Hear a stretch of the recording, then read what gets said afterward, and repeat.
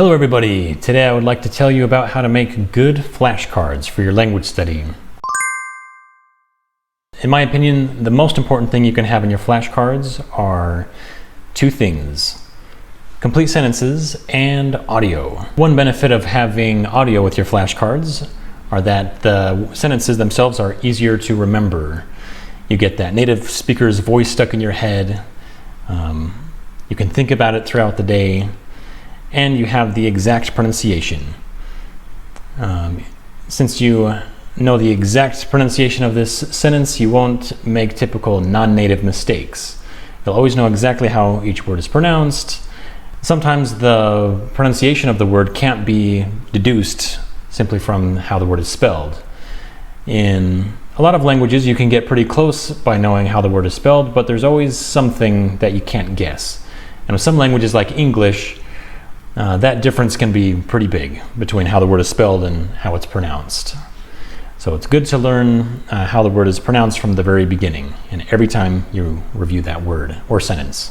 Another thing that you can't guess from how a word is spelled is its intonation. For example, maybe it has a certain stress, or maybe it's a language with pitch accent and the pitch accent is not represented in the orthography. For example, Norwegian or Swedish, or even Lithuanian. Also, when a letter has two ways of pronouncing it, you might not know how it's pronounced. For example, the TH in English, you just have to know whether it's the or th. But if you hear it with its correct pronunciation every time you review this word or in a sentence, then you'll never have any doubt as to how that word is pronounced. A couple German words that I've come across that I wouldn't have otherwise guessed the correct pronunciation are Kontrollpunkt. Usually German has the stress at the beginning unless it's a prefix, so I would have guessed Kontrollpunkt, but it's actually Kontrollpunkt. Another word is danach. I might have thought it was danach, but it's danach. And now that I've had a few sentences with these words in them, I have no doubt as to how they're supposed to be pronounced. Another benefit to using audio is knowing different shortcuts that native speakers might use. For example, in German, I have noticed in a lot of sentences that when there's a D-E-N, it sounds just like n, or if it's N-D-E-N, then the D almost sounds like a glottal stop. For example, gefunden. And there might be a few different ways to pronounce that, like maybe it might be gefunden sometimes, or gefunden. Another thing that you can learn from the audio is sentence intonation. For example, in Georgian, there is a very distinct question intonation, where the intonation sounds something like For example, es chantat quenia. Another benefit to having audio is that the language comes to life.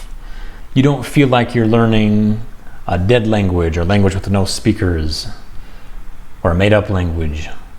Even languages that actually are dead or are a conlang with no native speakers can still come to life.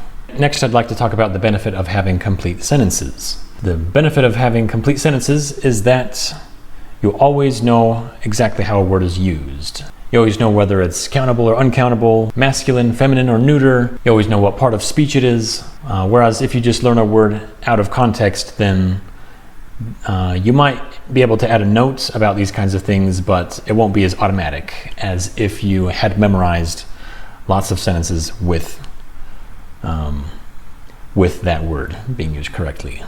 You can also learn collocations, so what words are commonly used together. One example of a collocation, or just a common structure that I have come across in German, is when you use a superlative and say in the world. For example, the tallest mountain in the world, der höchste Berg der Welt.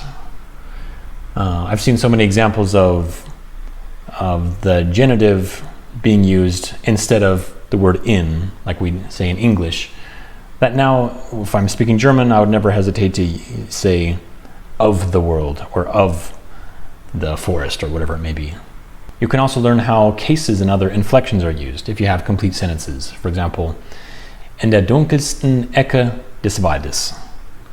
In this example, you can see how different articles are used in different cases, how the adjective is used when it is also being used with an article.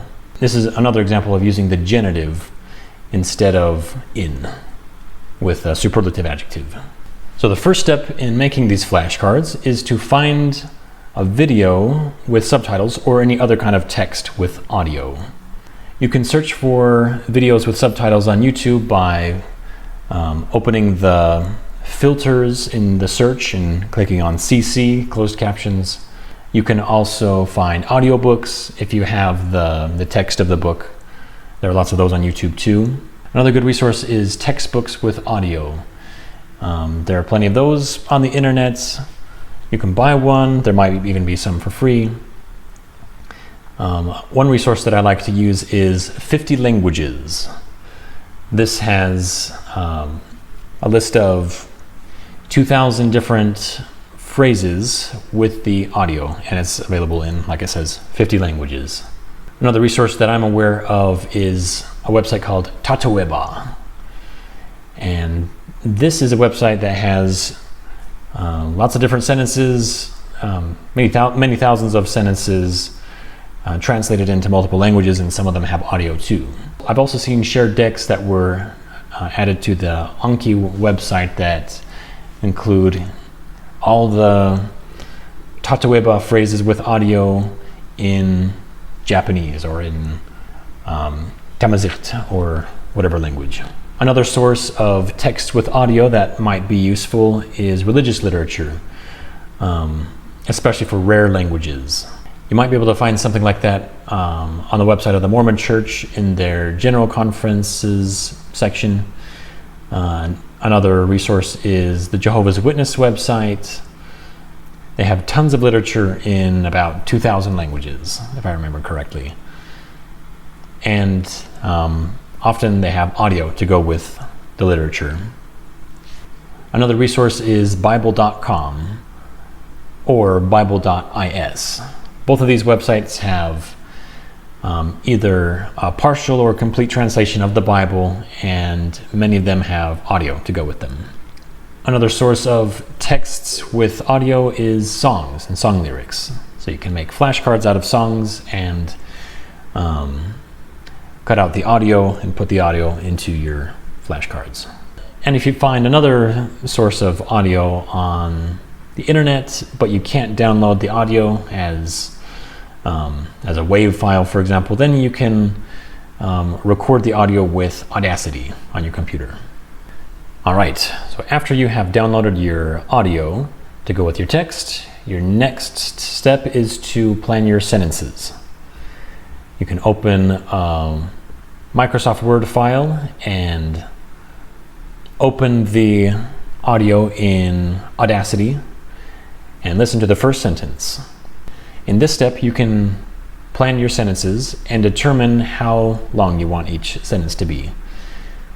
You can, if it's a really long sentence, you can cut it in half. You can just have one clause and then say because something else, have a subordinate clause, or make it however small it needs to be. I found that when flashcards are too long, it just takes too long to remember them, and there are so many different elements of the flashcard. If I'm supposed to memorize a whole page of text with one flashcard, then it's just a little overwhelming. And as you plan your sentences, you cut out the audio for that sentence on Audacity. So you highlight it, you save it, export it into a folder where you will later you will open that folder and put these audio files into your flashcards. Your next step is to copy the sentences into Excel and then have them automatically translated with Google Translate. Now, Google Translate isn't always perfect, of course, but it is a very useful tool in this context. You don't always need a perfect translation, but something that will remind you of what the original text is in the language that you're learning. And in many cases, Google Translate might even surprise you with how good of a translation it can provide. So now that you have a column with your sentences in your target language and then a column with your sentences in your language, you can copy all of these sentences and put them into a simple text file. This is important because that makes it easier to import the sentences into Anki. So the next step is to import everything into Anki and drag your audio files over to your flashcards. And the final step is to study every day. If you're overwhelmed with the number of flashcards you get every day, you can always reduce your number of new cards, or you can temporarily set the number of new cards to 0 until